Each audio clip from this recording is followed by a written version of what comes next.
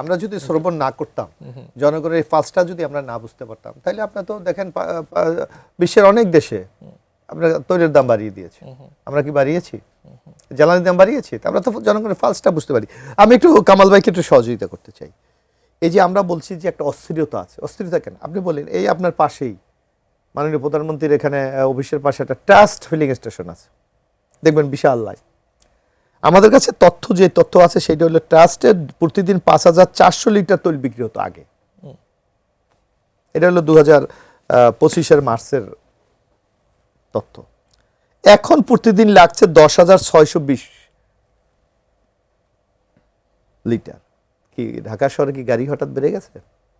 না, অলৌকিক ভাবে চাহিদা বেড়ে গেছে। সরকার কি তদন্ত করছে কেন এত বেশি লাগছে? এইটা হলো একটা শ্রেণী, একটা মজুত করার একটা কি করছে মজুতদারদের বিরুদ্ধে? যেমন আপনি দেখেন, আমি অনেকে আমাদেরকে বলে লাইনে দাঁড়িয়ে থাকতো, এটা তো অস্বীকার করার কোনো সুযোগ নেই, রিয়েলিটি তো আমাদের মেনে নিতে হবে। আপনি তাদেরকে ২০০ টাকা করে দেবেন, আপনাকে যে কোনো ভাবে এনে দিয়ে দিচ্ছে। না, বাস্তবতা জানি, মানে আমি নিজেও এই লাইনে দাঁড়ানোর সৌভাগ্য দুর্ভাগ্য যা বলেন আমার হয়েছিল। আমি বলতে চাচ্ছি, যদি প্যানিক বাইংই রিজন হয়, যদি মজুতদারি রিজন হয়, প্রায় ১.৫ মাস ধরে এই অবস্থা চলছে খোদ রাজধানীতে। আমি দেখি সরকার এই প্যানিক বাইং রোধে মজুতদারদের বিরুদ্ধে কি পদক্ষেপ নিয়েছে? সরকার তো ব্যবস্থা নিচ্ছে। কি পদক্ষেপ? ইতিমধ্যে দেখছেন আপনি পুকুর থেকে রাজধানীর কোন এলাকায় কি হয়েছে? আপনি এই যে গাজীপুর হচ্ছে, নেত্রকোনা হচ্ছে, এখন ধরেন এখানে তো নানা ক্ষেত্রে হচ্ছে। এখানে ধরেন এখানে তৈলটা তো রানিং অবস্থায় হচ্ছে, আপনি নিয়ে আপনার গাড়িতে দিয়ে দিচ্ছে, আপনাকে একটা আপনার নির্দিষ্ট লাভ বা বেনিফিট। এবং অনেক এমনও আমি একটা তথ্য দেখেছি আমরা, যে একটা হুন্ডা ধরেন ৫ লিটার নিতে পারে, একই হুন্ডা। এখন তো আপনি দেখছেন করছে, মানে ওই যে অনলাইনে একটা কার্ডের মতো করেছে হুন্ডা, একই হুন্ডা একদিনে ৫ বার নিয়েছে ৫টা ফিলিং স্টেশন। তাহলে অনলাইনে কার্ড বলতে ফুয়েল পাসের কথা বলছেন? দিচ্ছে, এখন দিচ্ছে। ফুয়েল পাস নিয়েও, সেটা নিয়েও অসন্তুষ্টি আছে, এখন সমস্যা আছে।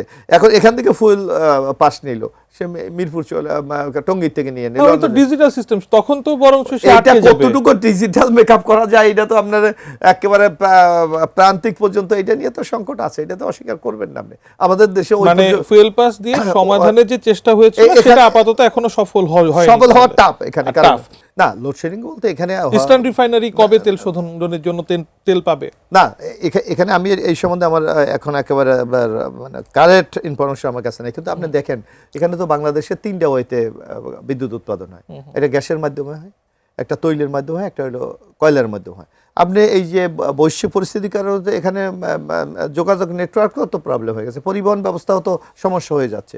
তার কারণেও তো হতে পারে আপনার এগুলি, যে সব প্রয়োজনীয় যে পরিমাণ তৈল দরকার অথবা কয়লা দরকার, সেটা হয়তো গভর্নমেন্ট ওইভাবে অ্যারেঞ্জ করতে সমস্যা। তাহলে মানে সংকটের সমাধান কোন দিকে? সমাধান চেষ্টা করছে তো গভর্নমেন্ট। না, আপনি ইতিমধ্যে দেখেন যে ভারত থেকে ইতিমধ্যে পাইপলাইন দিয়ে তৈল আনার চেষ্টা করছে। গভর্নমেন্ট রিকোয়েস্ট করেছে আমেরিকাকে রাশিয়ার উপর থেকে এমবার্গো তুলে নেওয়ার জন্য, সেটা অলরেডি কত 20 দিন না 30 দিনের জন্য তুলে নিয়েছে তারা। 60 দিনের জন্য তুলে নেওয়া হয়েছে।